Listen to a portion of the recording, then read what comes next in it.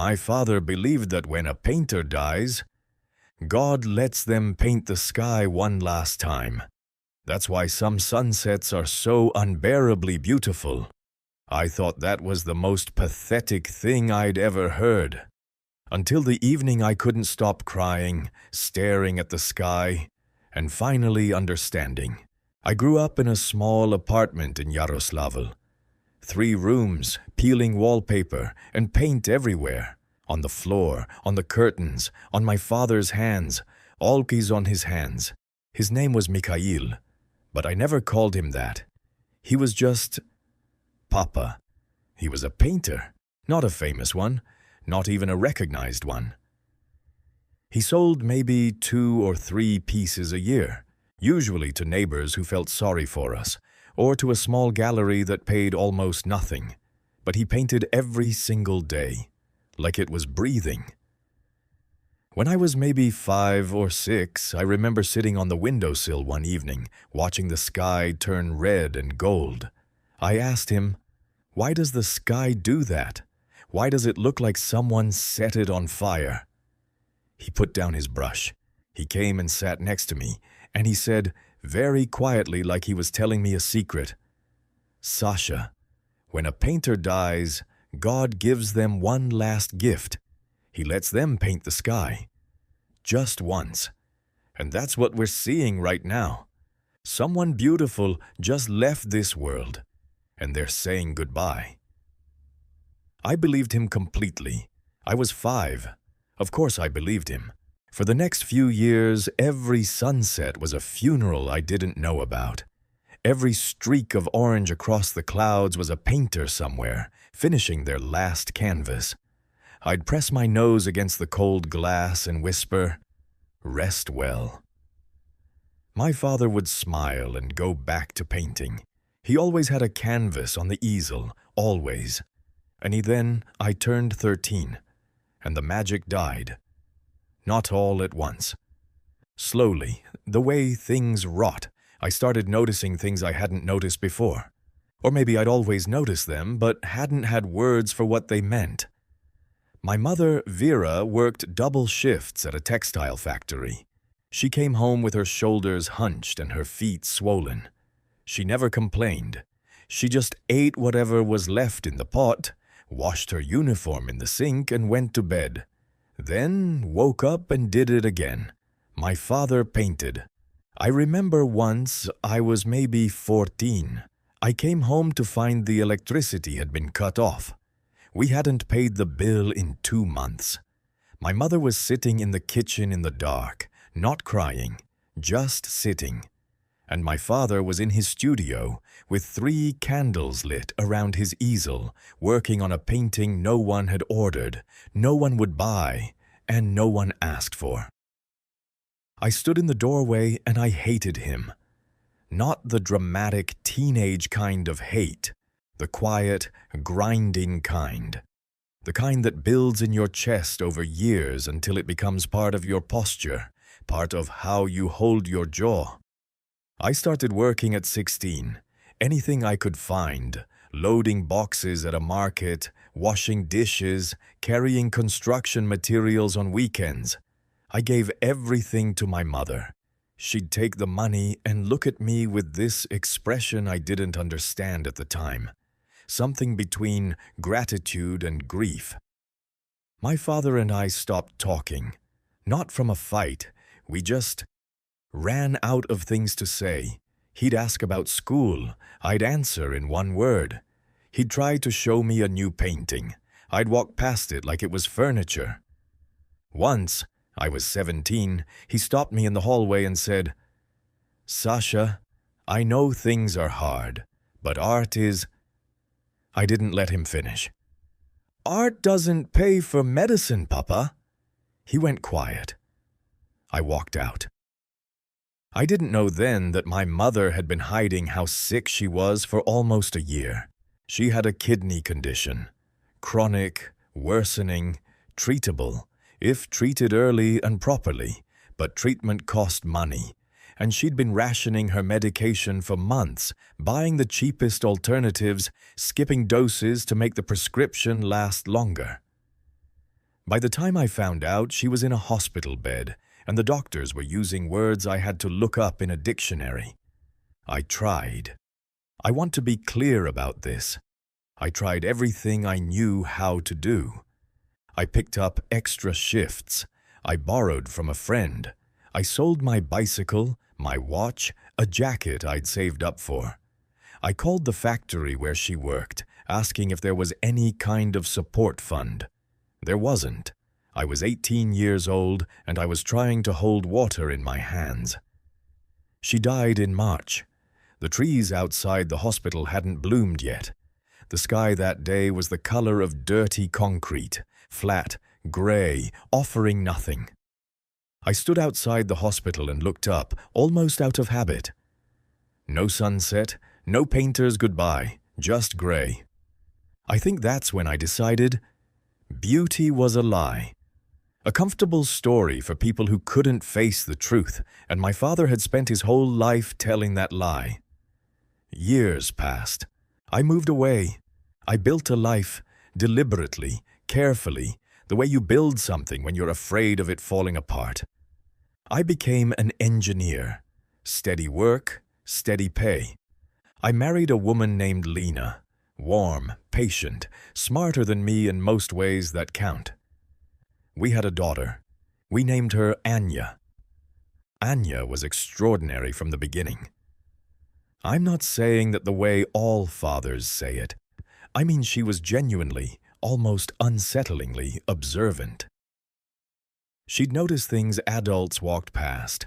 The pattern frost makes on a window pane, the way shadows change color at different hours, the specific shade of blue a puddle turns when clouds move over it.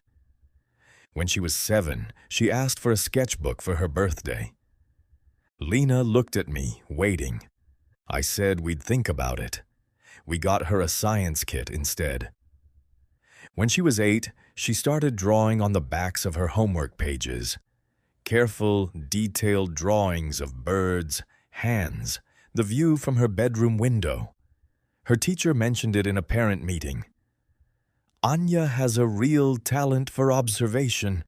Has she ever had any formal art instruction? I said no. I said we were focused on academic subjects. When she was 9, she took some of her saved allowance and bought a small set of watercolors from a stationery shop without asking. I found them in her desk. I didn't throw them away, but I put them on the highest shelf in the hallway closet and told her, "Art is something you do for fun when everything real is taken care of. Not before." Lena argued with me about it, more than once. "You're not protecting her, Sasha. You're punishing her for something she didn't do." I didn't know what she meant. Or maybe I did and didn't want to look at it. The truth is, every time I saw Anya with a pencil in her hand, staring at something with that particular focus, I saw my father, and I felt something I couldn't name then. Fear, maybe. Or anger, or something older than both. That November, the weather broke in a way that felt personal. For 6 days straight, the sky was the same color, a low, bruised gray, the kind that sits just above the rooftops and doesn't move. No wind, no rain, just this oppressive, sealed-in darkness that made it feel like the sun had simply decided not to bother. Anya stopped drawing. She'd look out the window at the sky, and I could see her searching for something in it, the way children search for shapes in clouds. There was nothing to find. Lena said, "Even the sky is unhappy this week." I didn't respond. On the 7th day, a Thursday, I was at work when my phone rang. An unfamiliar number, from Yaroslavl. It was a neighbor. An old woman who had lived in the building my father still occupied. She spoke very carefully, the way people speak when they've practiced what to say. My father had been found that morning, sitting in his armchair, facing his easel. A brush still in his hand, dried paint on the bristles. The canvas in front of him was almost finished. A landscape, she said, sky and field. He looked, she told me, completely peaceful. He was 71. His heart had simply stopped sometime in the night.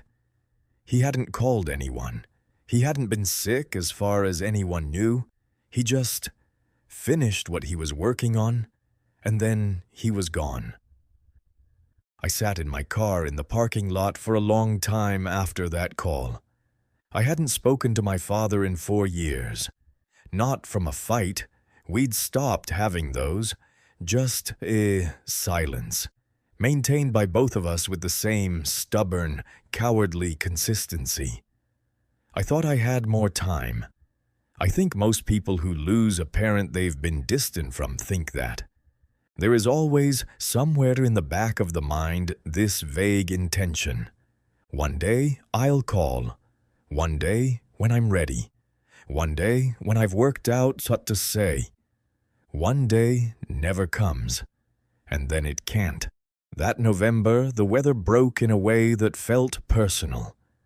For 6 days straight, the sky was the same color, a low, bruised gray, the kind that sits just above the rooftops and doesn't move. No wind, no rain, just this oppressive, sealed-in darkness that made it feel like the sun had simply decided not to bother. Anya stopped drawing. She'd look out the window at the sky, and I could see her searching for something in it, the way children search for shapes in clouds. There was nothing to find. Lena said, "Even the sky is unhappy this week." I didn't respond. On the 7th day, a Thursday, I was at work when my phone rang. An unfamiliar number, from Yaroslavl. It was a neighbor. An old woman who had lived in the building my father still occupied. She spoke very carefully, the way people speak when they've practiced what to say. My father had been found that morning, sitting in his armchair, facing his easel. A brush still in his hand, dried paint on the bristles. The canvas in front of him was almost finished. A landscape, she said, sky and field. He looked, she told me, completely peaceful. He was 71. His heart had simply stopped sometime in the night. He hadn't called anyone. He hadn't been sick as far as anyone knew. He just finished what he was working on, and then he was gone. I sat in my car in the parking lot for a long time after that call. I hadn't spoken to my father in 4 years. Not from a fight. We'd stopped having those. Just silence, maintained by both of us with the same stubborn, cowardly consistency. I thought I had more time. I think most people who lose a parent they've been distant from think that. There is always, somewhere in the back of the mind, this vague intention. One day, I'll call. One day, when I'm ready. One day, when I've worked out what to say. One day never comes, and then it can't. I drove home. I don't remember most of it. I told Lena. She held me and didn't say anything, which was exactly right. Around 5 in the afternoon, Anya called from her room. "Papa, Papa, come look." Her voice had something in it I couldn't identify. Not alarm, something quieter than that. I went to the window. The sky, the same sky that had been sealed in gray for 7 days, had cracked open. I don't have the right words for what it looked like. I've tried since then. The best I can do? Imagine someone took every shade of orange and red and gold that exists and pulled them across the horizon like cloth. There were layers, deep amber at the bottom, then rose, then something almost violet at the edges, and above it all, this single line of the purest pale yellow, like a seam of light holding the whole thing together. It was the most beautiful thing I had ever seen. Anya was standing next to me, very still. She slipped her hand into mine, and I remembered, suddenly, completely, like a door blown open. sitting on a windowsill at 5 years old. My father next to me, his quiet voice. When a painter dies, God lets them paint the sky one last time. I couldn't breathe.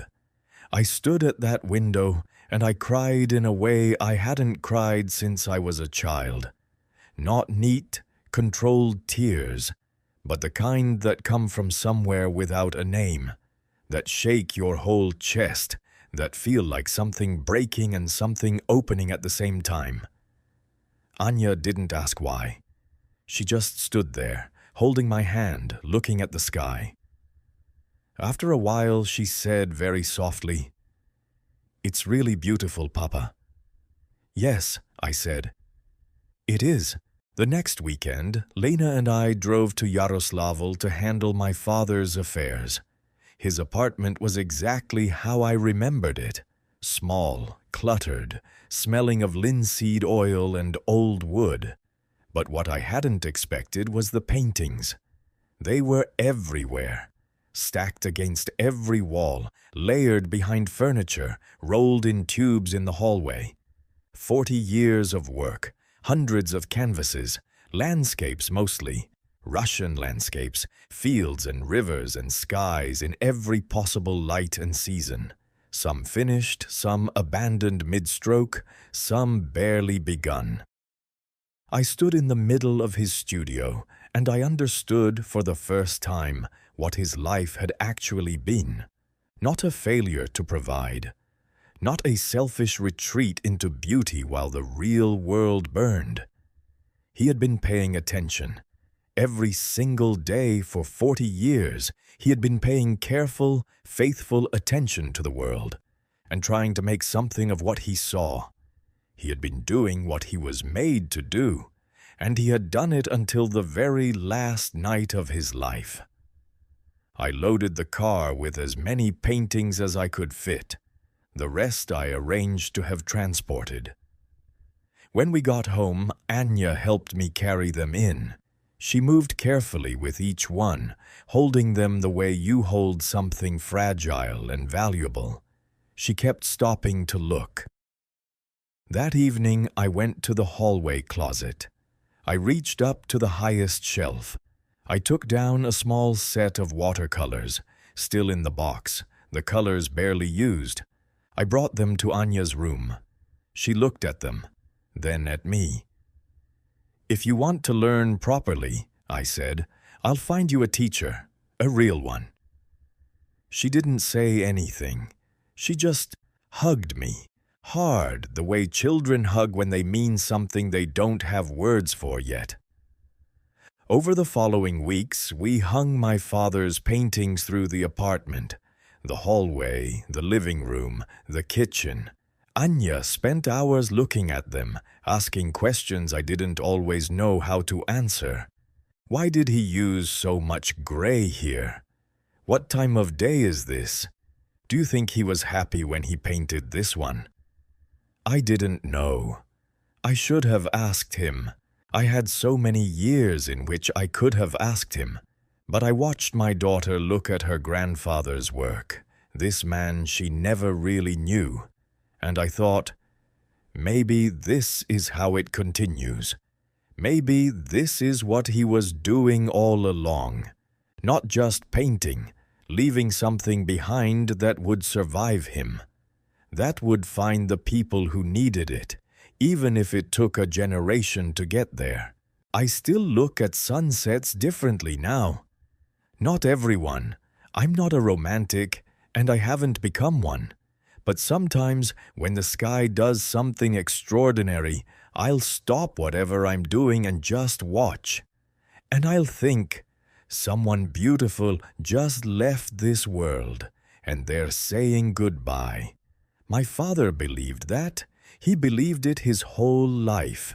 He kept believing it while we were cold, while we were struggling, while I was silent and angry and refused to look at him. I spent 20 years thinking that made him weak.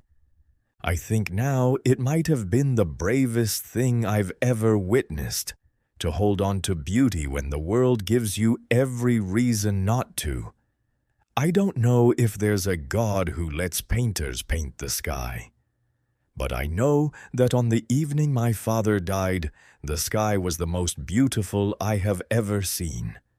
And I know that when I close my eyes and picture his face, really picture it, he is always at the window, always looking up, always with paint on his hands. Rest well, Papa. Did someone ever teach you to see the world differently? Tell me in the comments.